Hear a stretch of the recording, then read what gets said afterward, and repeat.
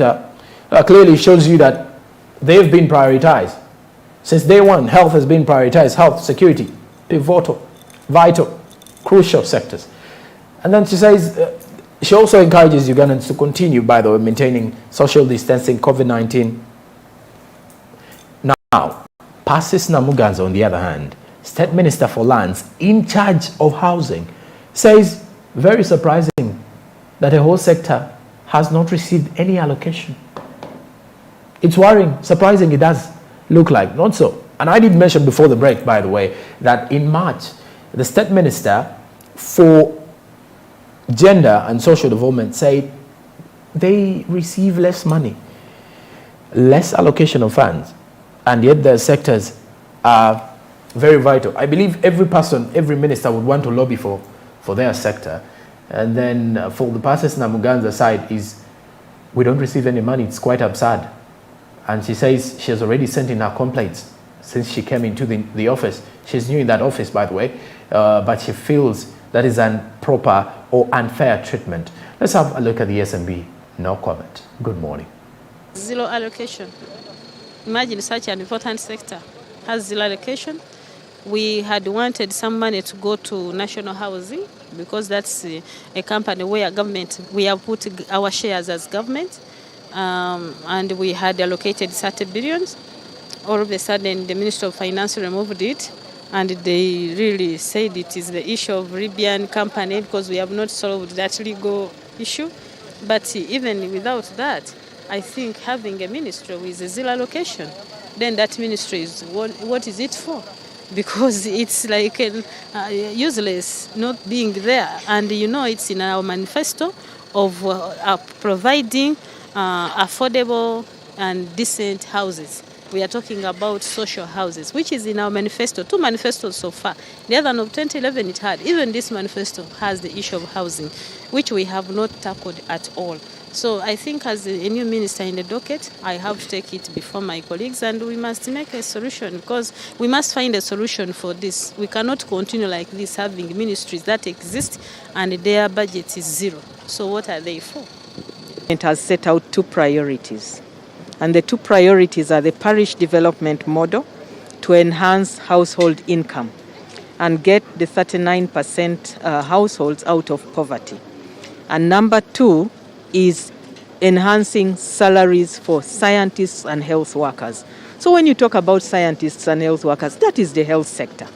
And already the amount of money that is put into these 2 priorities is huge amount of money. So the health sector is always prioritized in the budgeting.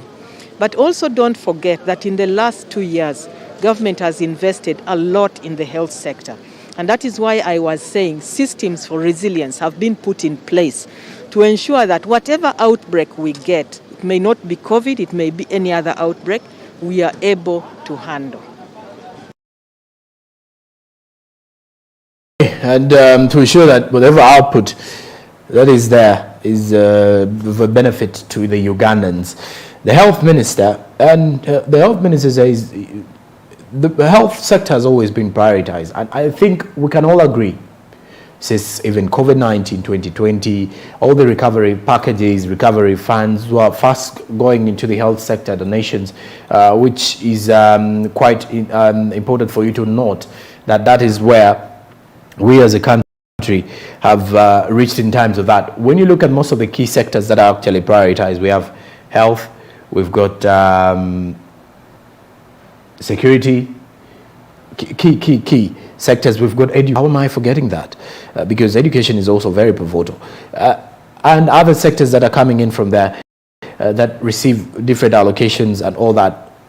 But with the national budget framework paper, you would still agree that why security is one of those key priorities, because security, for business to prevail, security is supposed to be on point, on check all the time. Political stability, my oh my, you definitely want to see it happening. But now we are having an issue with, let's first click to what Persis Namuganza was actually saying. Honorable Persis Namuganza was saying that if you are to look at the whole sector, the housing sector, we do not receive money.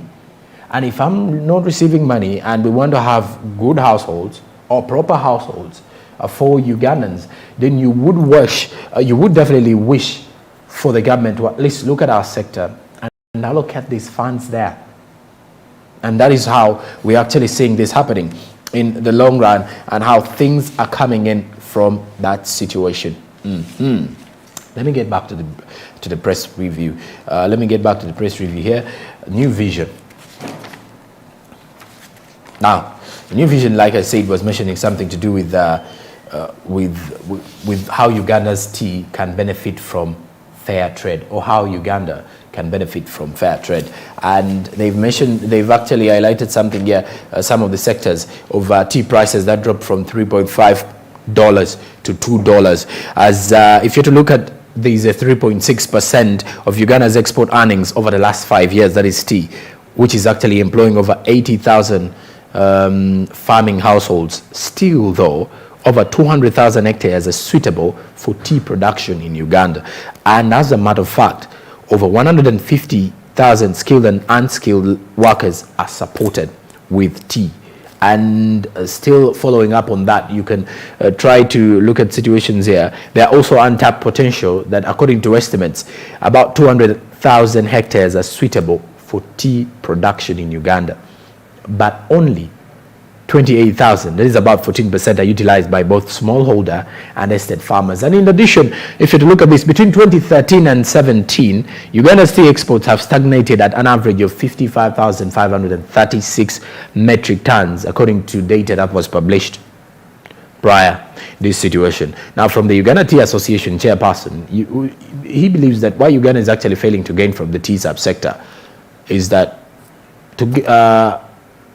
label, these tea with a fair trade label stands a chance to earn more in terms of prices, and they get customers faster than those without. But to get the label, one has to apply to Fair Trade International, which is a German-based organization. So when you look at the issue of exportation, it's limiting some people. Why farming becomes very expensive for people who cannot afford it.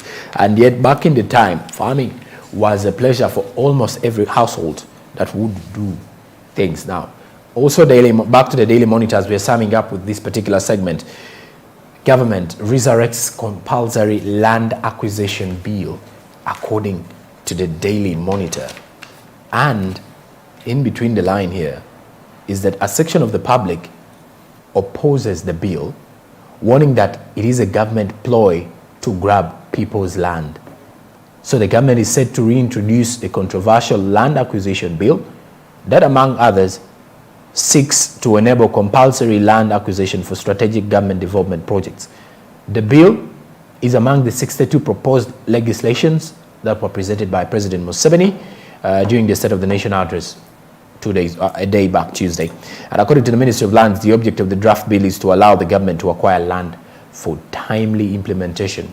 And we have a new Minister of Land, that is Honorable Judith Nabakoba, who came in place for the then Land State Minister, who actually replaced the Minister of Land, who is currently the IGG, Betty Kamya.